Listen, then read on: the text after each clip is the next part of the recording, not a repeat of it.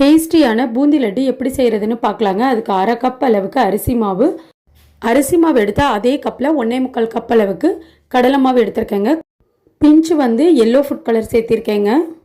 மாவை இந்த அளவுக்கு நல்லா கரைச்சி எடுத்துக்கணுங்க. இப்போ 2 கப் அளவுக்கு சுகர் சேர்த்துட்டு 3/4 டம்ளர் தண்ணி சேர்த்துட்டு சுகர் நல்லா கரைஞ்சதுக்கப்புறம் தளன்னு கொதிக்கும். இப்போ நம்ம கம்மி பதம் செக் பண்ணிக்கலாங்க. இந்த மாதிரி ஒரு கோடு வரணும்.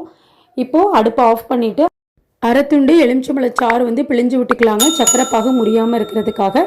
இப்போது பூந்திகளை வந்து இந்த மாதிரி ஜாரணியில் கொஞ்சம் கொஞ்சமாக சேர்த்து பொரிச்சு எடுத்துக்கலாங்க. பொரிச்ச இந்த பூந்திகளை சக்கரை பாகில் சேர்த்துக்கலாம். இதே மாதிரி எல்லா மாவுலேயும் பூந்திகளை போட்டு எடுத்துக்கலாங்க. சக்கரை பாகில் நல்லா மிக்ஸ் பண்ணிவிட்டு ஒரு மணி நேரம் இந்த மாதிரி அமுத்தி வச்சிடலாம். பாகில் நல்லா ஊறினதுக்கப்புறம் 150 ml அளவுக்கு நெய் சேர்த்துட்டு கிஸ்மிஸ் முந்திரி சேர்த்துக்கலாங்க. வறுத்த கிஸ்மிஸ் முந்திரியை வந்து பூந்தியோடு சேர்த்துட்டு நல்லா மிக்ஸ் பண்ணி விட்டுக்கலாங்க. இப்போ நல்லா உதிர்த்து விட்டுட்டு இப்படி உருண்டைகளாக